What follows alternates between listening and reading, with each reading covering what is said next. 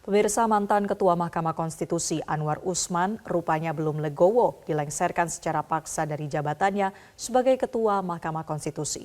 Paman dari calon Wakil Presiden Gibran Rakabuming Raka itu berusaha melawan dengan menggugat pengangkatan Suhartoyo sebagai Ketua MK yang baru. Apakah perlawanan Anwar Usman ini dapat mengganggu kerja MK yang akan sibuk mengurus sengketa pada pemilu 2024? Ya, untuk membahasnya telah bergabung bersama kami mantan Hakim MK Marwarar Sihaan.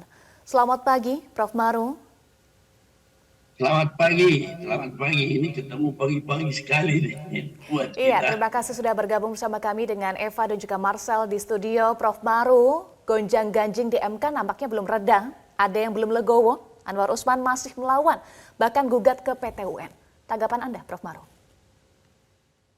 Ya, saya kira kalau dari sudut kita ya, barangkali apa yang dikatakan penghayatan tentang etik berbangsa dan bernegara dari seorang hakim konstitusi yang dituntut sebagai seorang negarawan semakin memberikan gambaran kepada kita bahwa Pak Anwar Usman ini betul-betul tidak menghayati apa yang terjadi dan kemudian tidak melihat apa yang telah dilakukannya terhadap apa yang dikatakan konstitusi dan kehidupan berkonstitusi, dan kemudian juga bagaimana MK itu menjadi terpuruk karena pelanggaran etik berat yang dilakukannya, tetapi sekarang mencoba lagi menegakkan benang basah dengan melakukan gugatan. Kalau saya dengar tadi, belum tahu betul saya isinya, tetapi terhadap Suhartoyo itu juga sesuatu yang sangat mengherankan, sebab seorang Suhartoyo adalah yang dipilih dari dan oleh hakim konstitusi untuk menjabat jabatan yang lowong, dan menurut undang-undang begitulah prosedurnya, sehingga tidak ada alasan untuk menyatakan keberatan terhadap Suhartoyo sebagai ketua sekarang dari Mahkamah Konstitusi. Oleh karena itu, saya juga mungkin ingin tahu juga gugatannya di Petun, tentunya itu adalah menyangkut apa yang dikatakan keputusan TUN. Kalau dia mempersoalkan keputusan TUN itu tentu adalah keputusan, apakah itu masuk kategori nanti keputusan TUN, keputusan Majelis Kehormatan Mahkamah Konstitusi yang memutuskan dia dilengsarkan dari jabatan itu. Tetapi patut juga barangkali dipahami bahwa Majelis Kehormatan dan komposisi Pak Jimli dan kawan-kawan adalah keputusan dari Ketua Mahkamah Konstitusi Pak Anwar itu sendiri. Oleh karena itu menjadi persoalan benar kalau dia menggugat sesuatu hasil daripada organ yang dibentuknya sendiri dan didasarkan pada proses pemeriksaan yang dia atur dalam peraturan Mahkamah Konstitusi yang ditandatangani sendiri oleh Pak Anwar.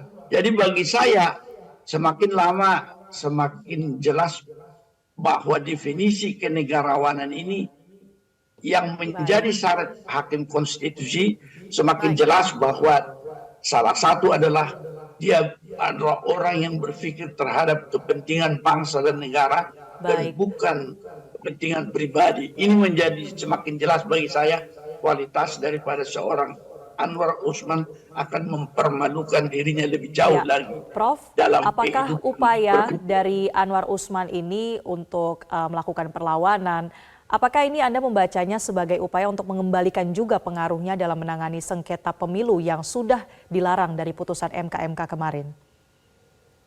Ya, saya kira itu salah satu, dan oleh karena itu barangkali ini ada juga seperti istilahnya Pak Jimli, ada yang panas-panasi kah? Atau ada suatu gerakan politik supaya dia bisa masuk juga di dalam proses peradilan menyangkut nanti pemilihan, sengketa pemilihan, apakah itu sengketa pemilihan legislatif maupun presiden, wakil presiden. Saya khawatir kalau ini terjadi, ya terlalu jauh Anwar Usman sebagai ketua MK membiarkan dirinya menjadi sesuatu instrumen yang tidak memiliki kehendak sendiri atau tidak memiliki independensi dan imparsialitas sebagai suatu prinsip konstitusi yang harus dihayati betul oleh seorang hakim konstitusi sesungguhnya.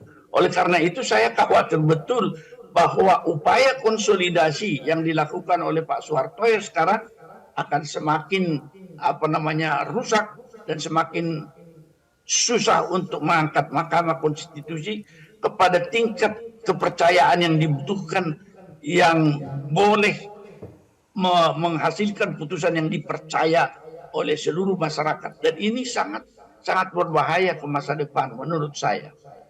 Ya. Baik, Prof. Maru, ini kan masih bergulir ya, lalu juga sudah ada putusan dari MK terkait dengan posisi dari Anwar Usman. Nah, bagaimana jika nanti seluruh hakim MK dalam menangani sengketa pemilu, apakah komposisinya 8 hakim tanpa Anwar Usman atau bagaimana?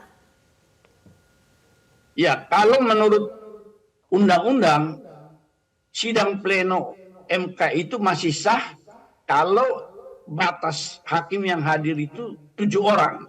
Tetapi kalau di bawah 7 orang, saya kira menjadi tidak sah. Tetapi kalau 8 seperti yang sekarang itu, menurut saya tidak ada masalah tentang quorum dan itu tidak mengganggu terhadap keabsahan putusan Mahkamah Konstitusi yang akan diputuskan kelak, apakah di dalam sengketa pemilu ataupun dalam judicial review. Saya kira itu no problem tentang quorum yang ada sekarang sepanjang tidak berada kurang dari 7 orang. Saya kira demikian menurut aturan Undang-Undang Mahkamah Konstitusi. Baik. Ya, Prof. Maru, dengan posisi 8 atau komposisi 8 artinya kan genap ya. Bagaimana jika terjadi dissenting opinion? Karena sebelumnya ada 9 hakim.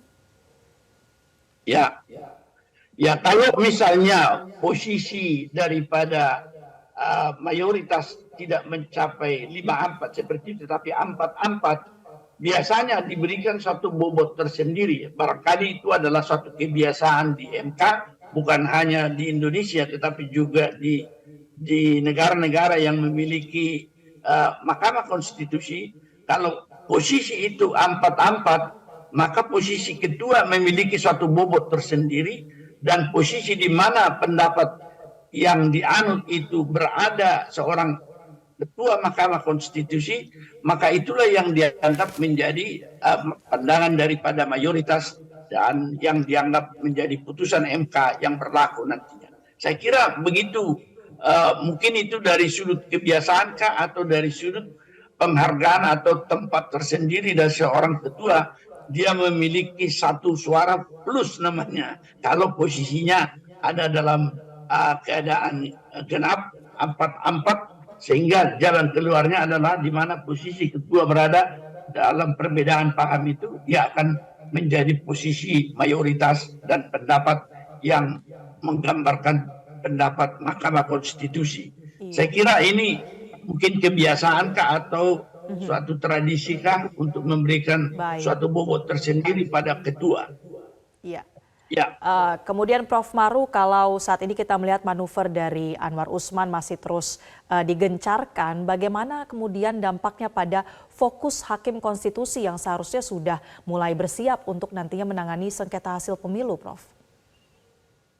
Ya, saya kira boleh jadi ada sedikit gangguan kecil lah, tetapi menurut kita dengan putusan MK yang demikian dan sudah terjadi perubahan posisi ketua, kita berharap sebenarnya mereka bisa konsentrasi saja pada tugas-tugasnya.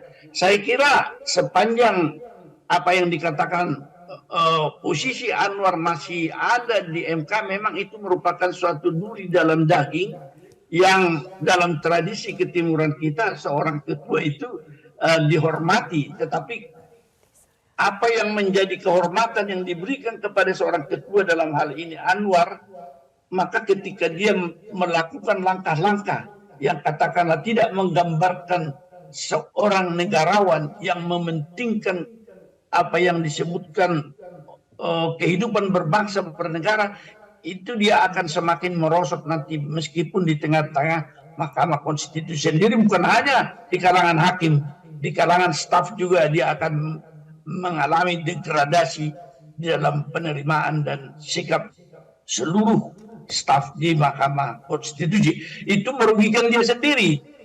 Respect terhadap seorang ketua itu tentu saja seperti dikatakan itu, kalau dia boleh menempatkan dirinya sebagai negarawan yang mementingkan kepentingan bangsa dan negara di atas kepentingan pribadi, ini yang merupakan kerusakan yang saya lihat dampak daripada posisi Anwar masih berada di MK.